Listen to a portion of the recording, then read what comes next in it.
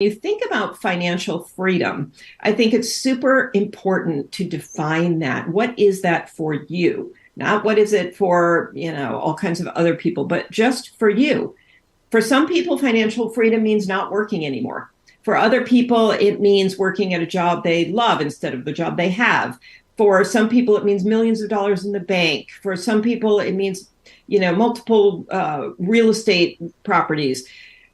What does it mean for you? For other people, it means something more like having more joy in your life, having more opportunities for creative pursuits. And it means something totally different, more time with family. I don't know. I don't know what it is for you.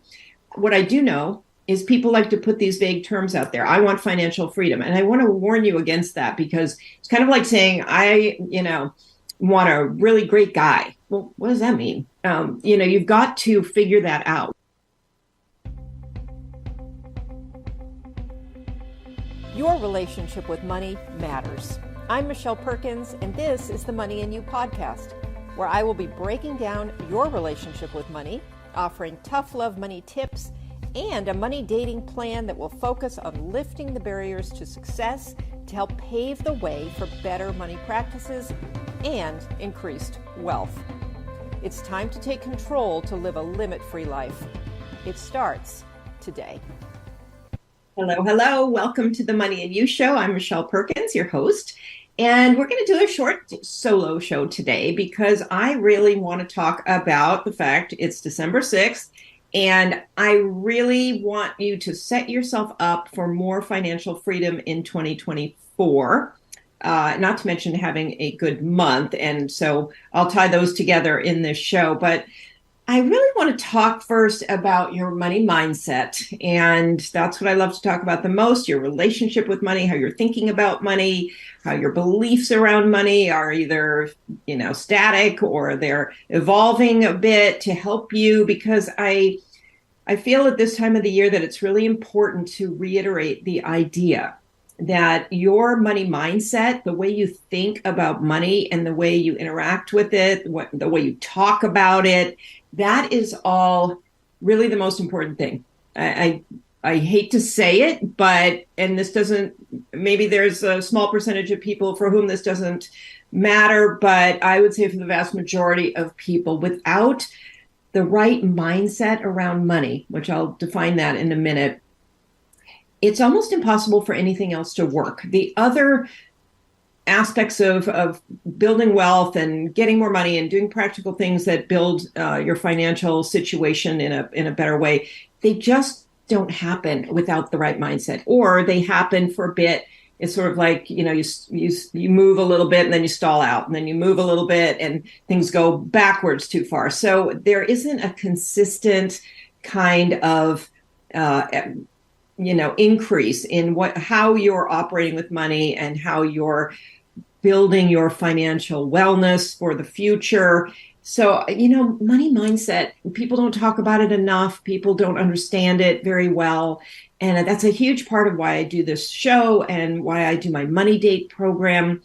Sometimes it's a concept that's a little hard to grasp until you start working with it.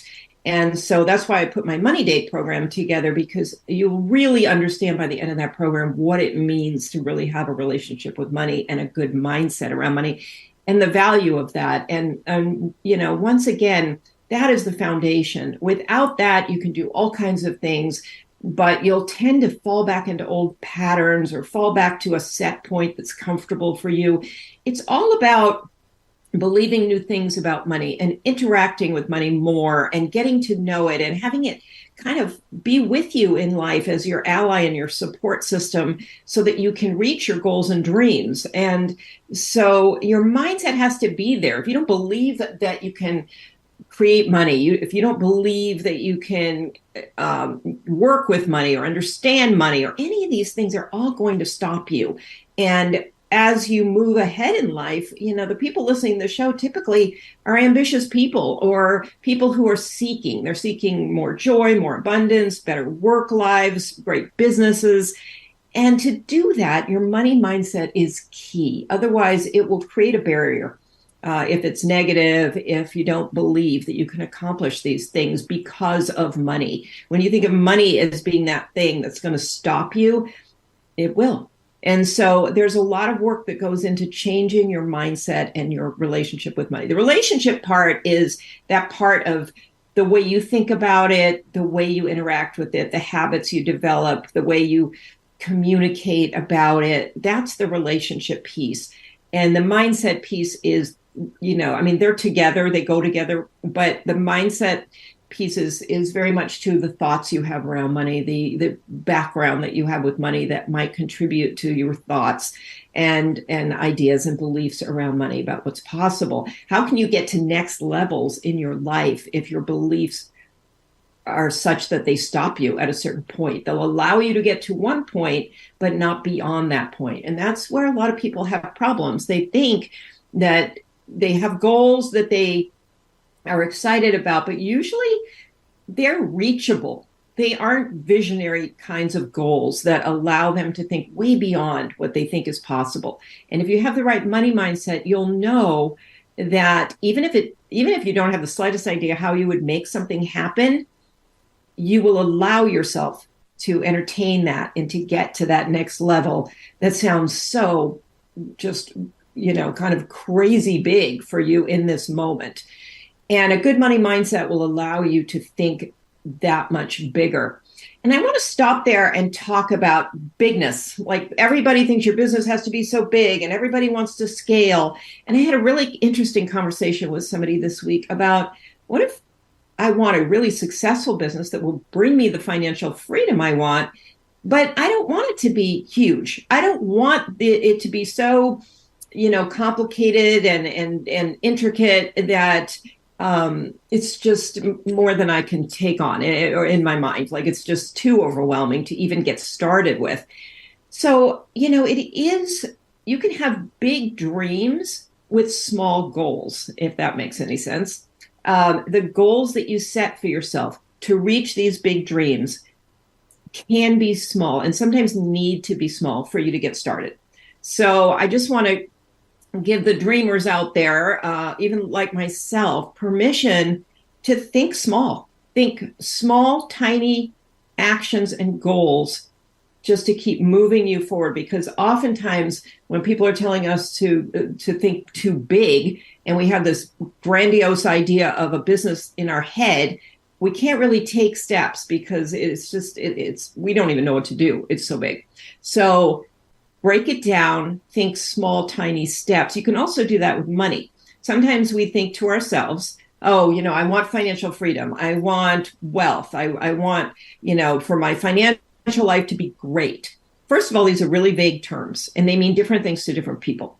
So the first thing, when you think about financial freedom, I think it's super important to define that. What is that for you? Not what is it for, all kinds of other people, but just for you.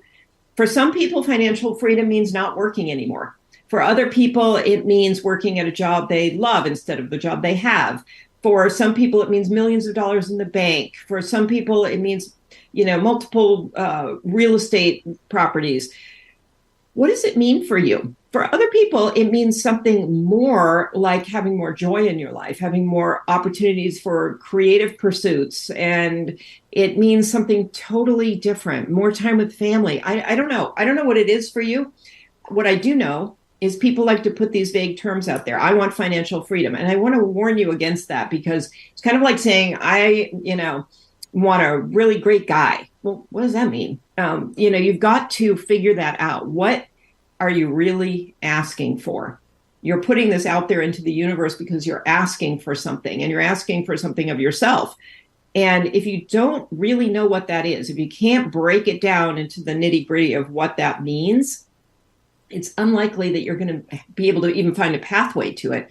If you're saying, I want a great destination for this trip, well, you're just going to drive all over, I guess. You need to know where you're going. So that is the number one most important thing. And this month of the year is a great month to start thinking about that. What does financial freedom really mean to me? Maybe it means downsizing. It can mean anything. For somebody, financial freedom is being able to go to the grocery store and not care what anything costs. For somebody else, it means going to the car, the auto dealer and not thinking about cost. Whatever it is for you, this is all about feeling better. That's the crazy thing about money. It seems like this tangible thing that has no life to it, bills or coins, but really it's an energy, and it really is supposed to make you feel good. Most people won't go around saying, yeah, my money makes me feel really good. That's part of having a good relationship with your money, is allowing your money to make you feel the way you want to feel. So let's talk about that a little bit. We talked about the mindset. That figuring out your mindset should come first, but there's also the practical things that you want to do with your money. So one thing that does help you feel good is to take action somewhere. So it's December 6th. We have time to, actually, that's the date I'm recording this. So it'll be a few more days before you actually hear this, but you want to really figure out what can you do in this last month of the year. Because one thing that we know we're going to do this month is spend. There's probably, there aren't many people out there that are not going to spend on gifts, on entertaining, on maybe some travel. There's a lot of spending that goes on in the month of December. And a lot of people out there helping us to want to spend. So you want to give that some thought too. You don't want to just go crazy with spending. So you want to think about what would actually, what can you do?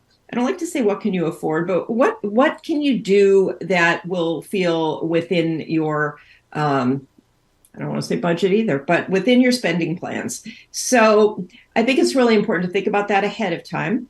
If you're really in a bad strait and, spending too much this month is really going to bring you down, then what else can you do? Can you make gifts? Can you exchange other things? Can you just, a lot of times really thoughtful gifts don't have to be expensive. And so, that's something that you can give thought to. We know we're going to probably overspend this month, though. So what can you do this month that kind of compensates for that? What I mean is, what can you set up for 2024 that will make you feel like you just made a great money move? And despite some potential overspending this month, you have something in 2024 that is going to make that year really good. For example, I've been talking a lot about setting up my health savings account, my HSA account, and that will make me feel, because it's been on my list for a while, like I've set myself up for something good in 2024. So whatever I'm doing this month, I understand that there will be some extra spending this month, but I'm going to feel good knowing that I did set up another level of my foundation, my financial foundation that I've been wanting to do. So is there something that you can set up, take care of, manage, organize, learn about that would be good for kind of setting you up in 2024? So when you think about money, you can think, well, I spent a little bit more this month, but I also did X.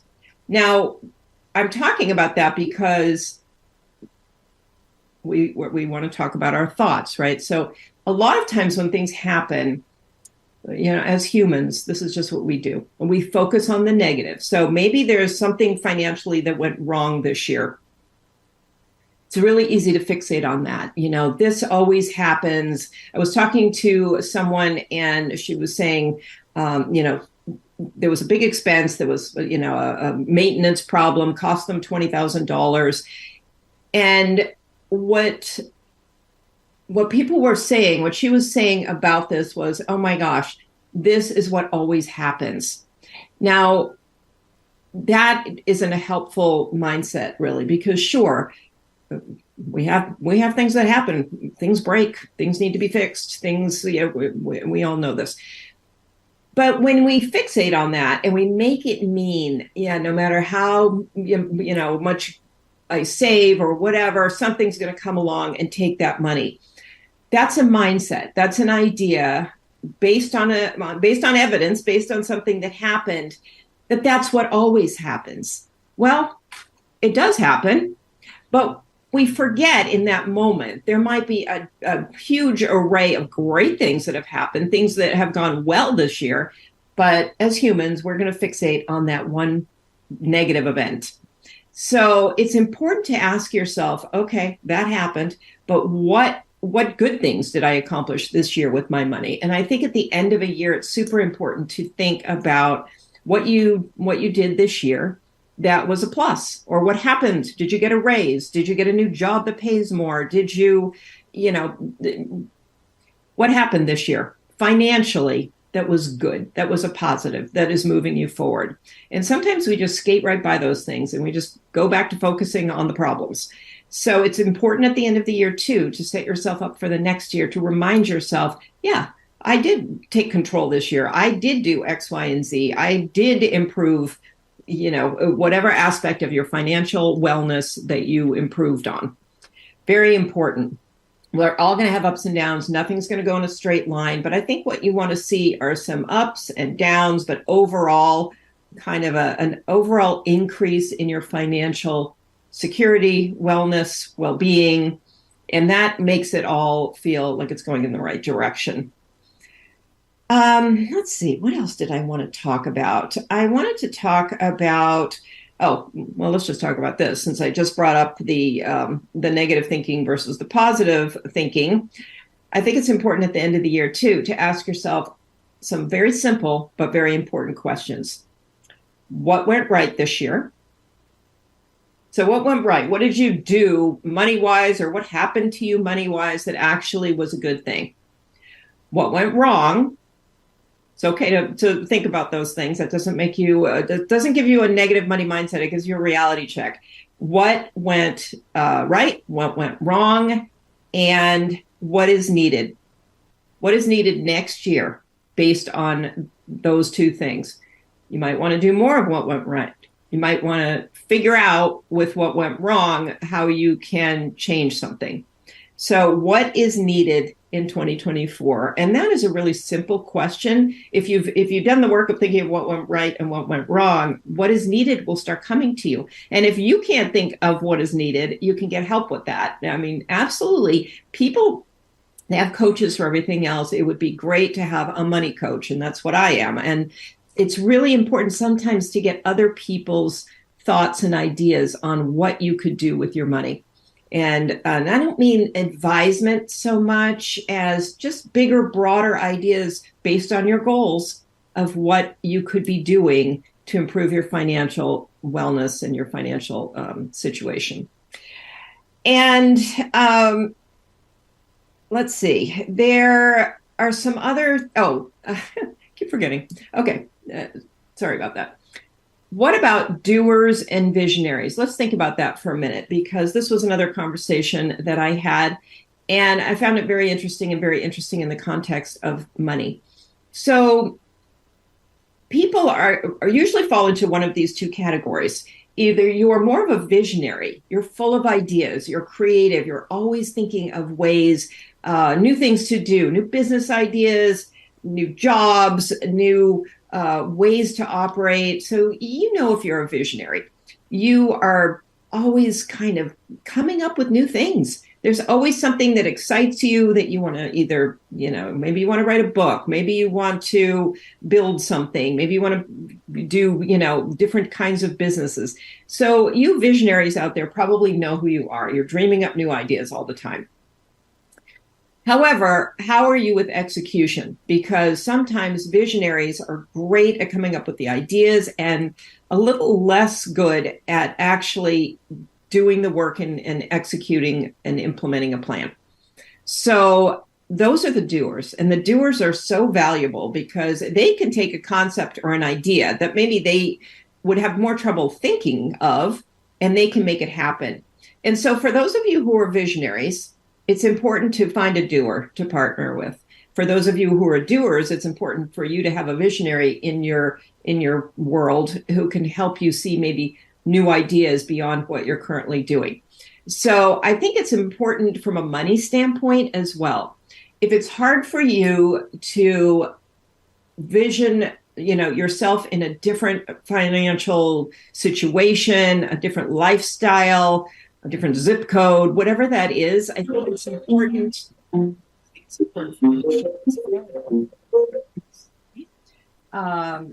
Important for you to lost my train of thought, Tony. Okay. So for those of you who are doers, find a visionary. For those of you who are visionaries, find a doer. Whether that's somebody in your life, maybe you and your partner are opposites, maybe you and your business partner are opposites, but maybe you have to hire somebody to come in and be that other half. But I think it's really important for the doers to have a visionary and the visionaries to have doers. So just think about that a little bit. And it works with money because sometimes people cannot think beyond their own ideas. Their mindset might get them trapped in a vision, and you want to be able to visualize bigger and better. And you also really need to take the actions, just like with anything else. If you have this big vision for how you want your financial life to be, somebody's going to have to sit down with you. Maybe it's you, but maybe somebody else needs to sit down and tell you what those small steps are that will take you to that vision, because you may not be able to figure out what to do to get there, and you need a doer to help you execute the plan. So that's the show for today, and I hope that you are heading into 2024 with an idea for how you will be financially more free, because that feels really, really good, and I know most people want that. Just figure out what it is that you really want. What does that really mean to you? And let me help you figure out how to get there. Keep listening to the show. Contact me if you need some help with your money or your career. I would love to have that conversation with you. I always do complimentary conversations with new people. You can reach me at Michelle, 2Ls, at limitfreelife.com. And thank you so much for being here. We'll see you next week.